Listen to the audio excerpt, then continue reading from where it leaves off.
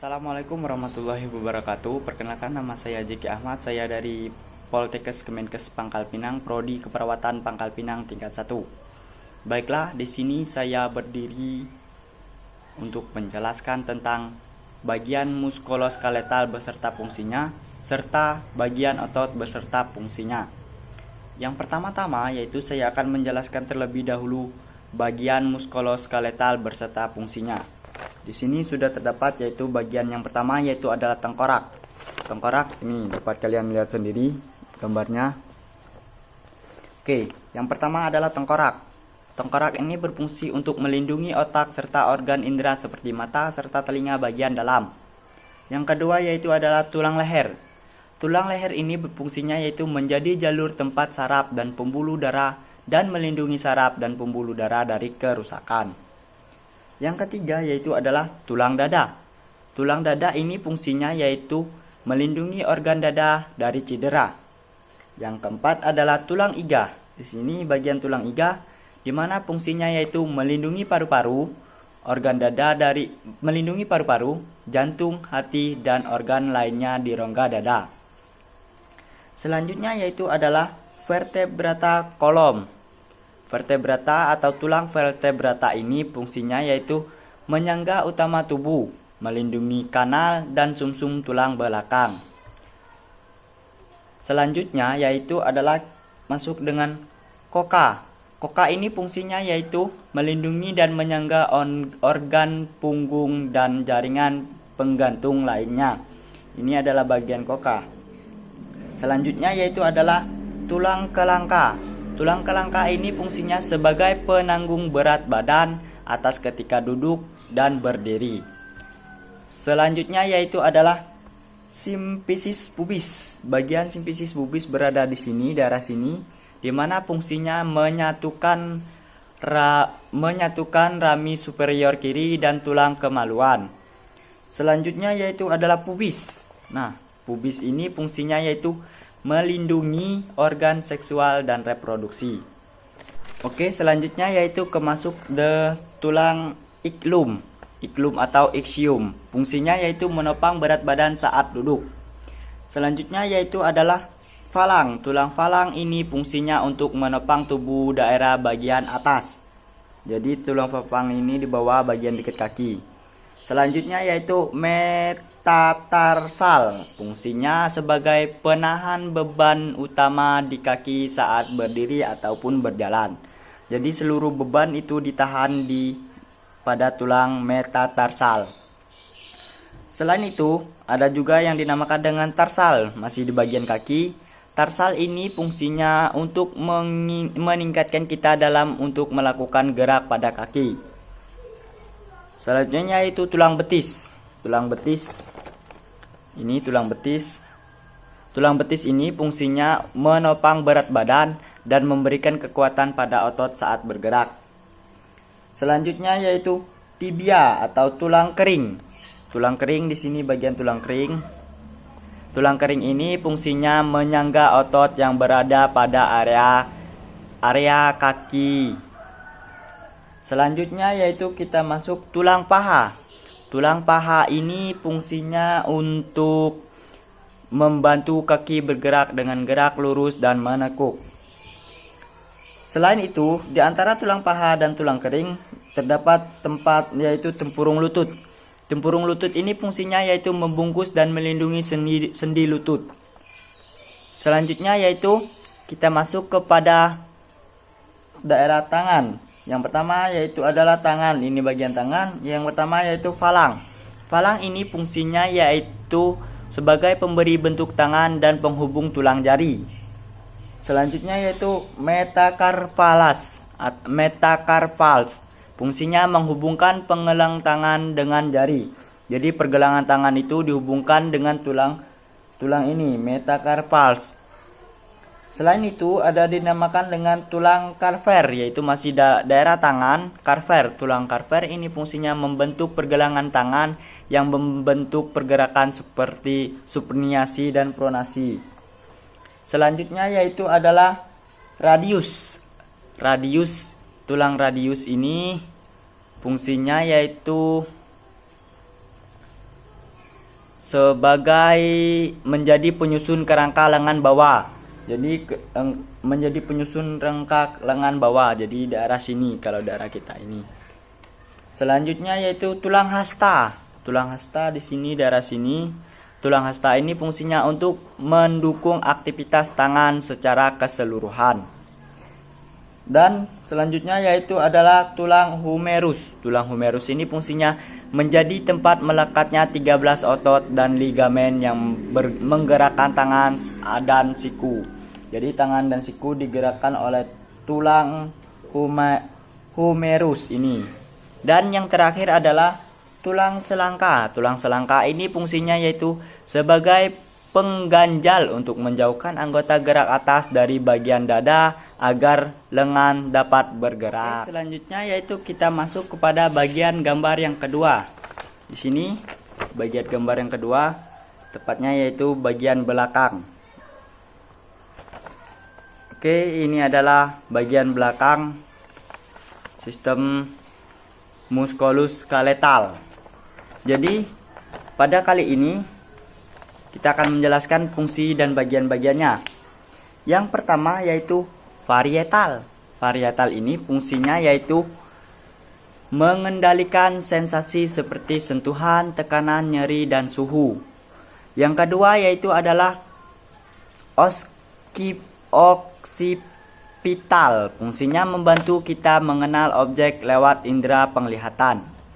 Yang ketiga yaitu mastoid. Fungsinya melindungi struktur dalam telinga, mengantarkan tekanan serta melindungi tengkorak ketika terjadi cedera.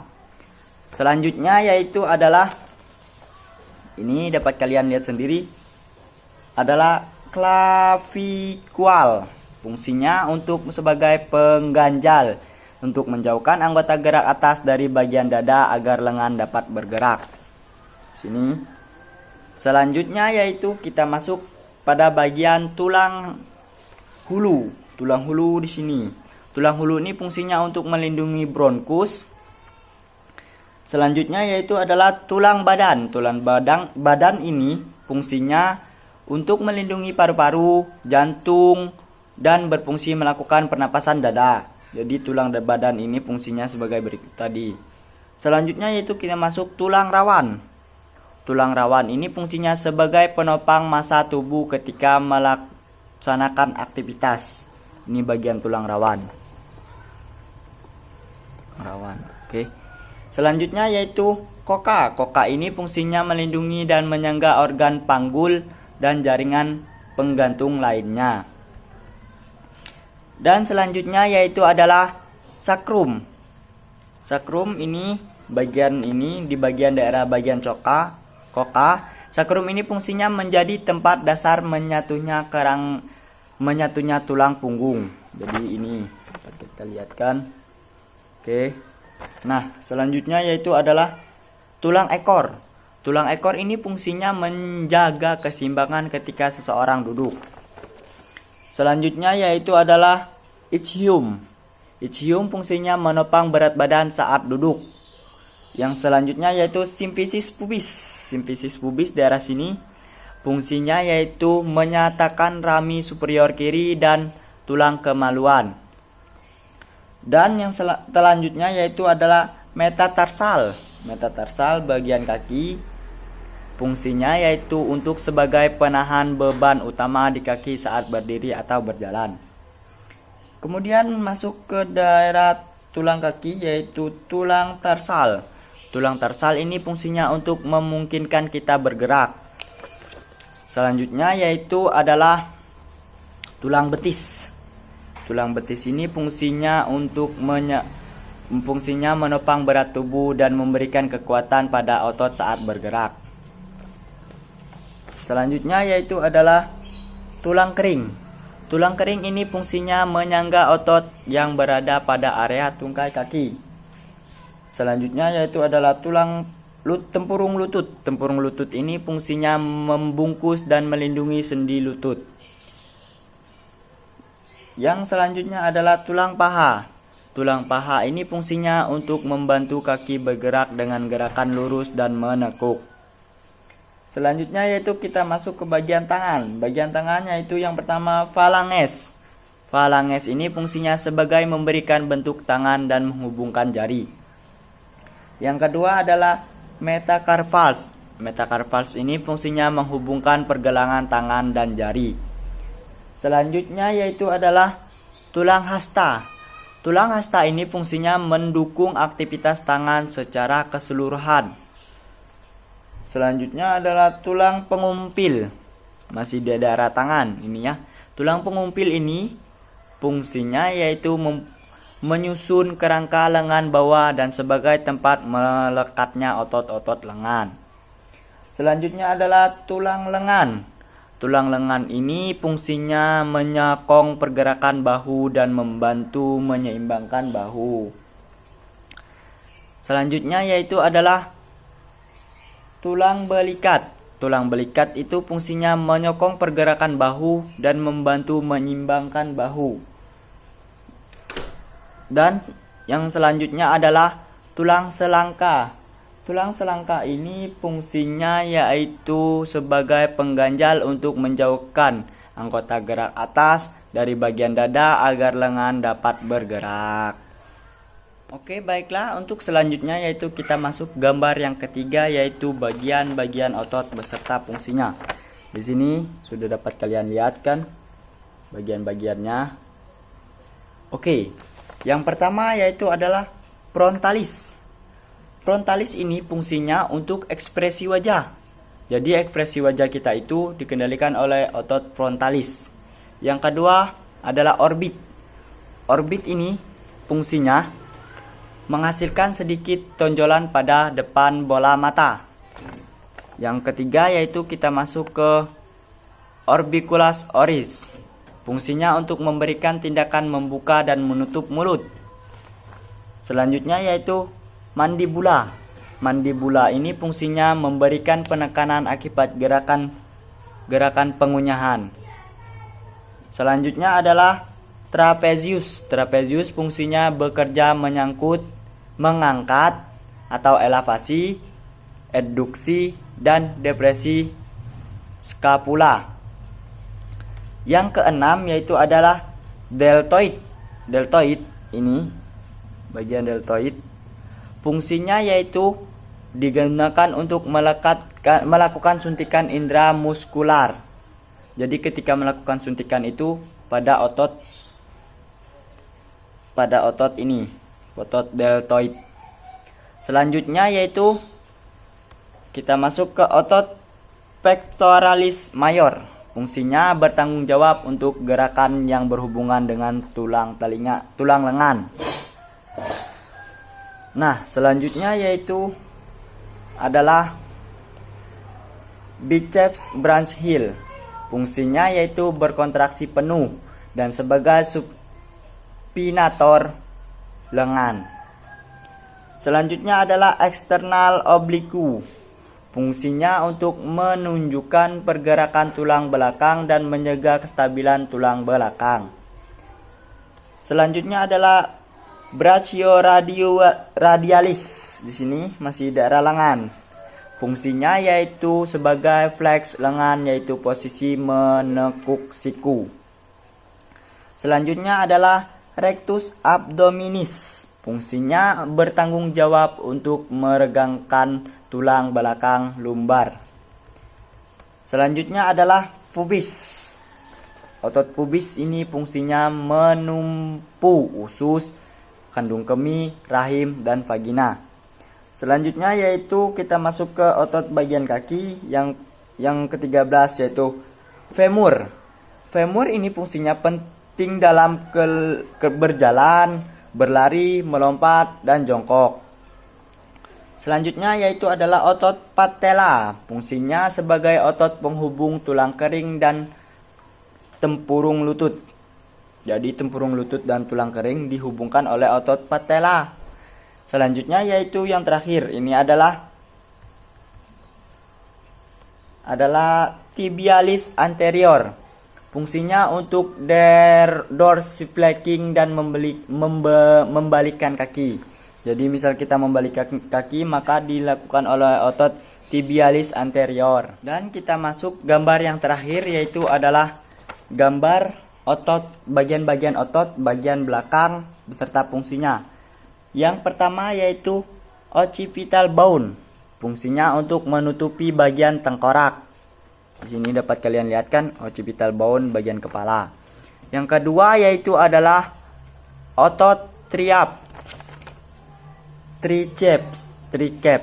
Fungsinya untuk ekstensi atau meluruskan lengan di siku. Yang ketiga yaitu adalah gluteus maximum. Fungsinya menjaga keseleraan punggung panggul ketika melakukan gerakan.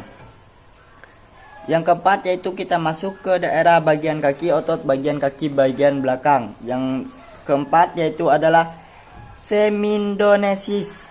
Fungsinya membantu memutarkan tibia secara medial pada tulang paha saat lutut ditekuk.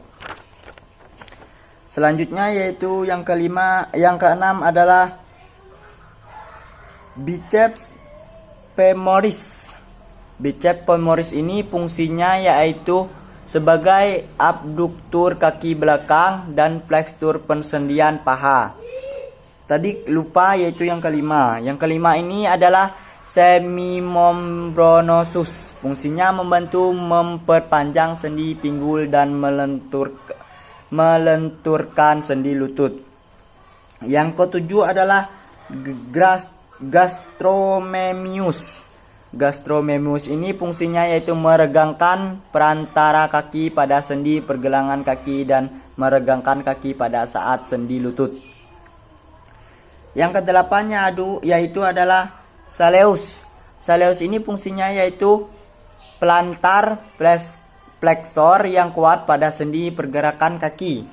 Yang kesembilan adalah trapezius. Trapezius ini berfungsi bekerja mengangkut adduksi dan depresi scapula.